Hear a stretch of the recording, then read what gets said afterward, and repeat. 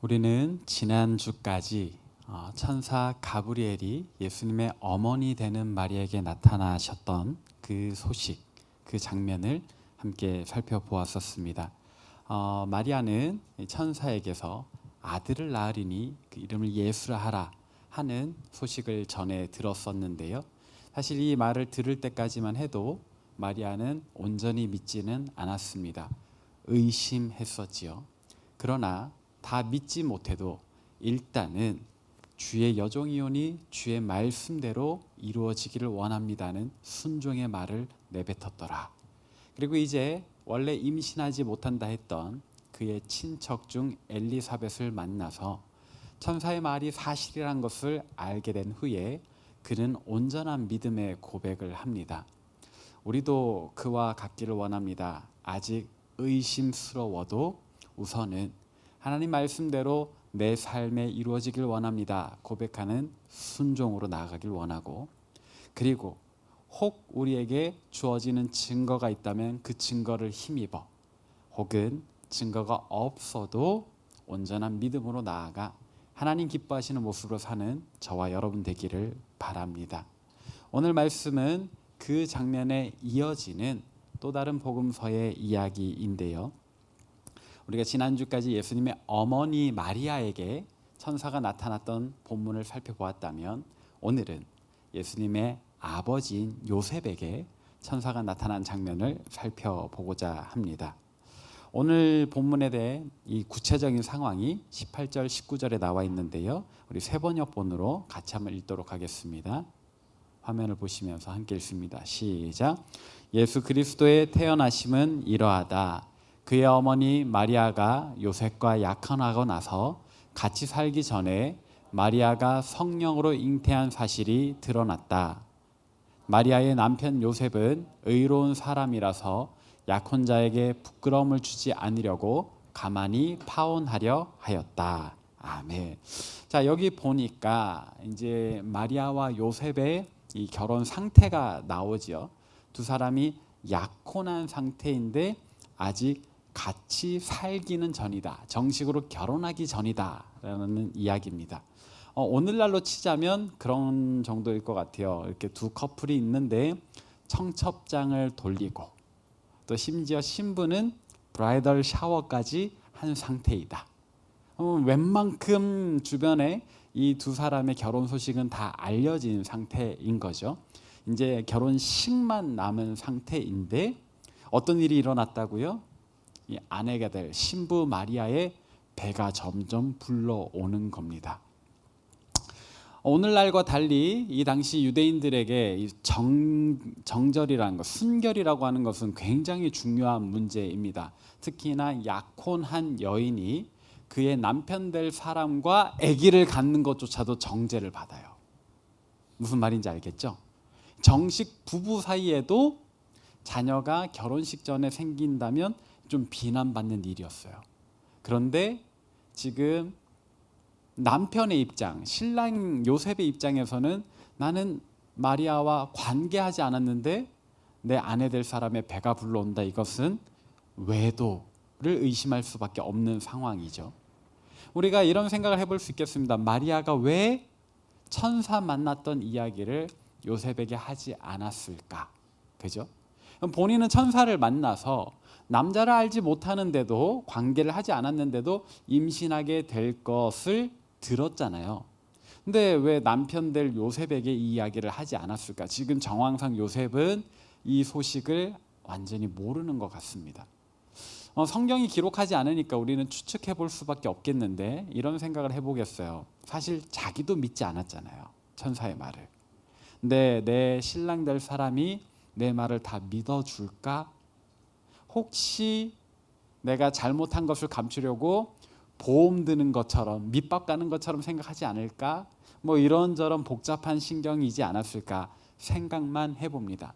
근데 아무튼 요셉은 충격받을 상황을 맞이한 거예요. 내 아내 될 사람의 배가 불러왔다라는 거죠.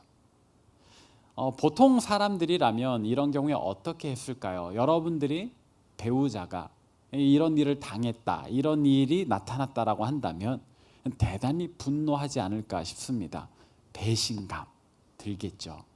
그러나 성경은 요셉의 성품을 의롭다라고 표현을 해줍니다. 굳이 그의 성품을 이야기해 주는 것은 그의 의로움이 보통 사람을 넘어서기 때문이지 않을까 싶어요. 실제로 요셉은 이걸 공론화시키지 않습니다. 그냥 가만히 끊고자 했다라는 것은 어차피 이 임신한 사실을 사람들이 알게 되면 다른 사람들은 마리아를 비난하겠죠. 정죄하겠죠. 그러나 요셉 스스로는 그러는 거예요. 나는 너를 정죄하지 않겠다. 다른 사람들이 너를 비난하는 것까지는 어떻게 할 수 없지만 나는 그래도 너를 존중한다 라는 의미인 거거든요. 그렇게 해서 요셉은 이 마리아와의 관계를 끊으려고 합니다. 그런데 그 상황을 알았던지 마리아 때는 천사 가브리엘이 직접 현신해서 만났던 것 같은데 오늘 본문에 보니까 요셉에게는 그의 꿈에 천사가 나타납니다. 사실 저는 이 꿈에라는 단어도요 저한테는 좀 의미심장하게 다가왔어요. 왜냐하면 요셉이 지금 잠이 왔을까 싶은 거예요. 그렇지 않겠어요?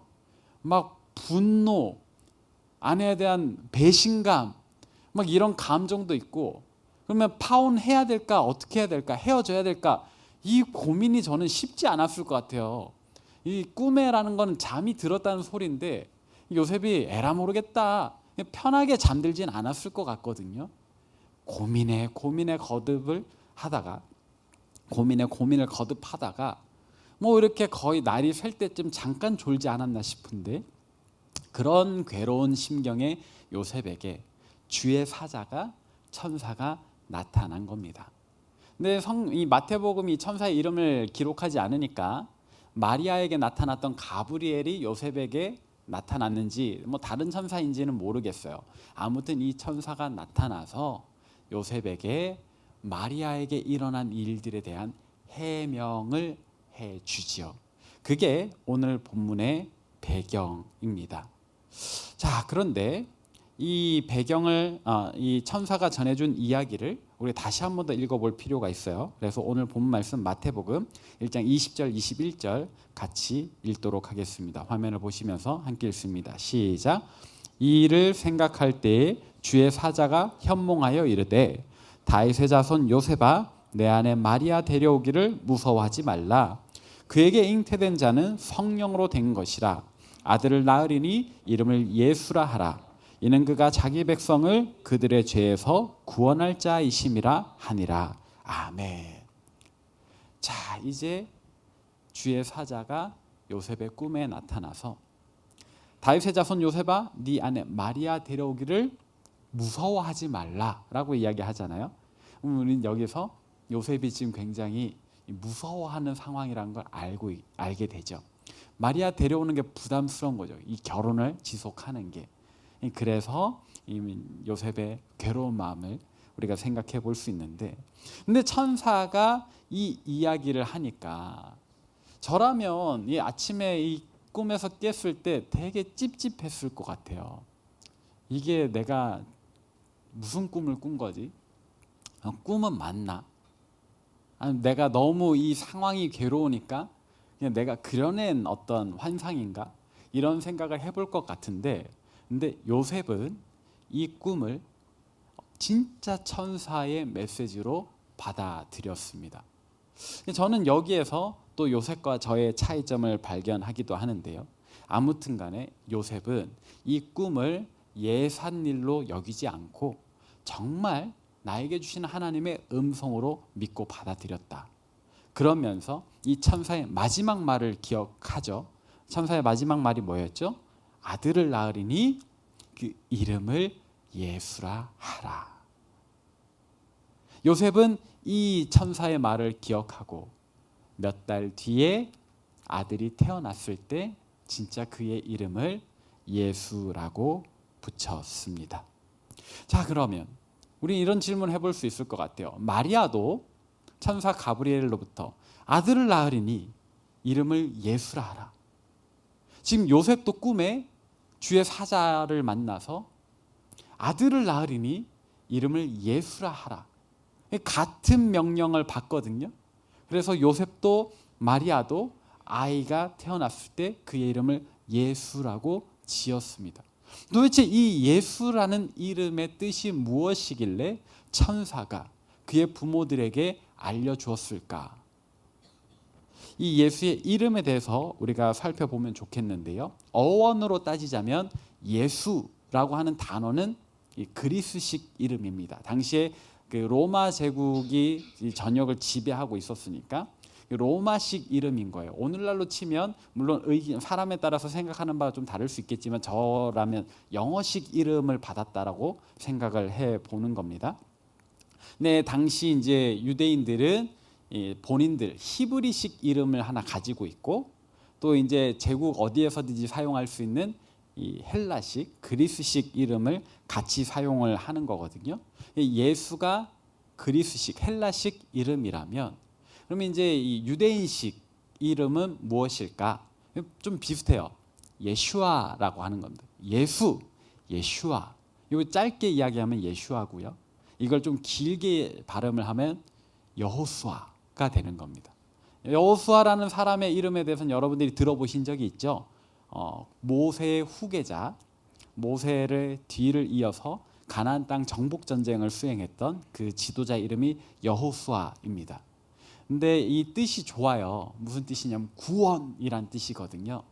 하나님 우리를 구원해 주십시오라고 간구하는 그 기도가 압축된 게 여호수아, 예슈아, 예수의 뜻입니다.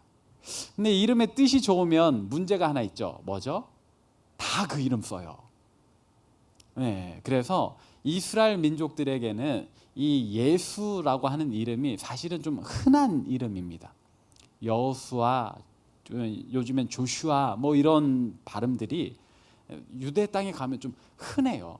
우리에게야 이 정관사 더가 붙지만 그 당시에는 그냥 많은 흔한 이름 중에 하나, 한국식으로 치면 아들을 낳으리니 이름을 홍길동이나 하라, 이런 개념이 되는 거거든요.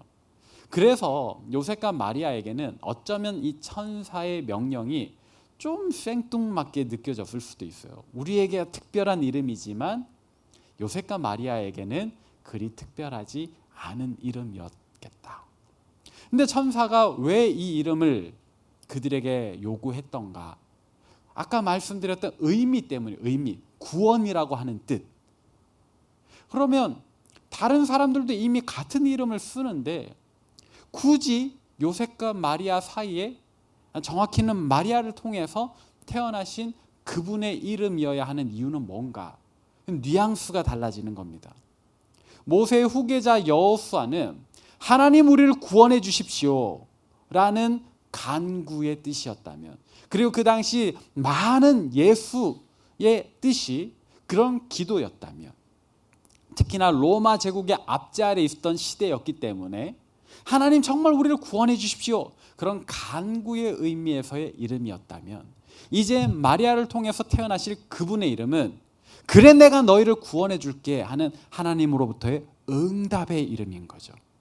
하나님 구원해 주십시오와 그래 내가 이제 너희를 구원해 줄게 라는 뜻은, 구원이라는 키워드는 공유하지만 완전히 다른 뉘앙스가 있는 겁니다.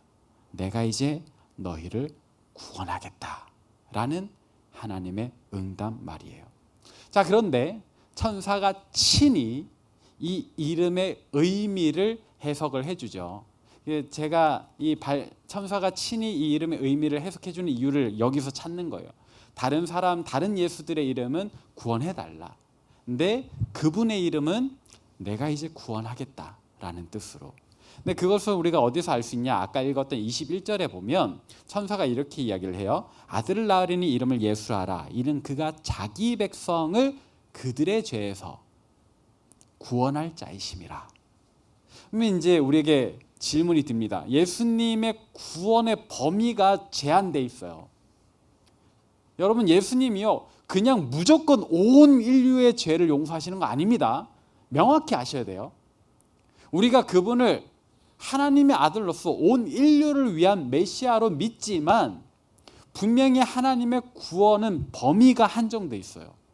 이 이단스러운 발언이 아니고요, 성경에 나와 있는 이야기죠. 그 범위는 뭐죠? 자기 백성. 자기 백성. 자기 백성이 아닌 사람들도 있는 거예요. 예수님의 백성이 아닌 사람들도 있는 겁니다. 여기서 여러분들은 조금 이렇게 의아함이 드실 텐데요. 그러면 예수님의 백성은 어떤 사람들을 이야기를 하는 걸까요? 당시 유대인들은 당연히 하나님의 택함 받은 민족인 우리 유대인들만이다라고 생각을 했었습니다. 그러나 성경은 그렇게 이야기하지 않죠. 어떻게 이야기합니까? 요한복음 1장 12절 13절 같이 한번 읽도록 하겠습니다. 요한복음 1장 12, 13절 시작. 영접하는 자, 곧 그 이름을 믿는 자들에게는 하나님의 자녀가 되는 권세를 주셨으니 이는 혈통으로나 육정으로나 사람의 뜻으로 나지 아니하고 오직 하나님께로부터 난 자들이니라. 아멘. 뭐라고 이야기를 하죠? 혈통 아니라고 이야기를 해요. 육적인 차원의 문제가 아니라고 이야기를 해요. 유대인 아니라는 거예요. 유대인이든 헬라인이든, 아니 극동아시아에 사는 저와 여러분까지도 영접하는 자, 곧 그 이름을 믿는 자는 우리 주님의 백성이 되는 겁니다. 근데 그 이름을 믿지 않는 자들은 그분의 백성이 아닌 거예요. 그러니까 여러분들은 분명히 아셔야 돼요. 우리 주님의 구원은요, 그 이름을 믿는 자들에게 해당되는 겁니다. 그 이름을 믿지 않는 자들은 죄송하지만 구원의 영역 밖에 있는 거예요. 이제 우리는 예수 그리스도를 믿는 믿음으로 있기에, 그 이름을 믿기에 저와 여러분들은 유대인이 아님에도 불구하고 이곳 대한민국 극동아시아에 살고 있음에도 불구하고 그분의 백성인 거죠. 그러면 이제 여러분 한번 대답해 보십시오. 예수님의 백성으로 산다라고 하는 것은 어떻게 사는 것을 이야기하는 거죠? 그냥 구원받았다, 끝이 아니잖아요. 오늘도 우리는 살고 있고 내일도 우리는 살 것이고 언젠가 이 육신의 장막을 벗어 던지는 그날까지 우리의 삶은 계속되는데 그분의 백성으로서의 삶은 어떻게 사는 거죠? 우리는 항상 이 질문을 가지고 있어야 합니다. 그리고 정답은 의외로 쉽습니다. 우리가 이미 대한민국 국민으로 살고 있잖아요. 그것과 마찬가지예요. 예수님의 백성으로 산다라는 것은 우리가 육적으로 대한민국 국민의 삶을 사는 것과 비슷합니다. 어떤 거냐면 우리의 행위가 때로는 법에 저촉될 때가 있죠. 언제죠? 무단횡단을 할 때, 불법 유턴을 할 때, 마음속에 거리낌이 있으시잖아요. 왜 그런 거죠? 대한민국의 법이 그걸 금지하고 있기 때문이겠죠. 우리는 은연중에 대한민국의 법을 따르면서 살고 있죠. 하나님 나라의 백성으로, 예수님의 백성으로 산다라고 하는 것도 마찬가지입니다. 예수님의 법을 따라 살면 그분의 백성이에요. 그분의 법은 뭐죠? 하나님 말씀이죠. 말씀대로 사는 것. 말씀이 권하는 대로 살고 말씀이 금지하는 것을 하지 않는 그런 삶 말입니다. 그것만 지키면 되나요? 그러면 조금 율법적이죠. 우리에게는 은혜의 삶도 필요하죠. 우리가 대한민국 국민으로서 누릴 수 있는 권리는 뭐가 있죠? 아플 때 병원에 가서 치료를 받을 수 있습니다. 위험할 때에 경찰로부터 도움을 받을 수 있죠. 국가가 우리에게 제도적으로 그런 권리를 제공해 주잖아요. 마찬가지예요. 하나님께서도 우리가 힘든 일 있을 때, 어려운 일 있을 때, 아플 때, 어떤 상처 받았을 때에 도움의 손길을 내밀어 주십니다. 우리에게 보호의 손길을 내밀어 주세요.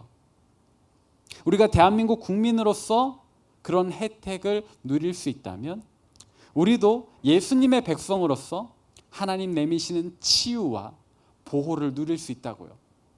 우리가 그런 상황에 놓였을 때 112, 119 누르는 것처럼 여러분들도 하나님을 향해서 기도의 112, 기도의 119를 누르십시오. 하나님 도와주세요라고 외치십시오. 하나님께서는 여러분들이 구하는 그 기도에, 여러분들이 간절히 원하는 그 요구에 응답하실 겁니다. 그래서 사랑의 손으로 보호의 손길을, 치유의 손길을 내밀어 주실 겁니다. 그러나 여기까지 해서 우리는 또 하나를 더 할 수 있겠습니다. 그럼 뭘까요? 바로 그 나라 백성인 걸 기뻐하는 거예요. 자부심을 가지는 거죠. 저는요, 이렇게 저희 아내 덕분에 올림픽 경기는 꼭 주류 인기 종목이 아니라도 다 보게 됩니다. 저희 아내는 올림픽을 너무 좋아해요. 그래서 이렇게 어떤 경기가 있는데 중계를 하지 않으면 굉장히 분노를 하고요. 이렇게 TV에서 틀어주는 거는 계속 봅니다. 봤던 화면을 보고 또 봐요. 그러면서 우리나라 선수들을 응원을 해요. 오, 되게 좋은 모습이라고 생각해요. 왜요? 그 선수들이 물론 개인이 어떤 성과를 내기 위해서 열심히 훈련한 것도 있지만 우리나라를 대표해서 나갔잖아요. 그죠? 우리나라를 대표해서 우리 아내는 대한민국 국민으로서 그 선수들을 응원을 해요. 저도 이제 참여했어요. 같이 응원을 해요. 막. 그러다가 우리나라 선수들이 메달을 딴다. 괜히 제가 기뻐요. 내가 딴 것처럼 기뻐요. 메달을 따지 못해도 괜찮아요. 최선을 다한 그 선수가 자랑스러워요. 그게 사실 우리 국민으로서 함께 누리는 거죠. BTS 좀 위험한 발언일 수 있는데 저는 BTS를 잘 모릅니다. 네, 멤버들의 이름 잘 몰라요. 정국? 위? 아무튼 어쨌든 세계 사람들이 BTS를 좋아한다라는 소식을 들으면 기뻐요. 제가 외국 나가니까는요, 한국에서 왔다 그러면 전부 다 물어봐요. BTS? 이렇게 물어봐요. 나는 아니지. 어쨌든 저한테 그 한국 가수를 처음 보는 외국인이 막 아는 척 할 때 국뽕이 차오르거든요. BTS와 저의 연결점은 하나도 없어요. 괜찮아요. 그냥 대한민국이라는 이 나라 하나만으로 연결이 되는 거죠.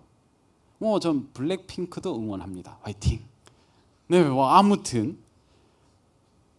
그런 어떤 공동체 의식이 우리 안에 이 영적인 예수님의 백성으로서도 필요하다.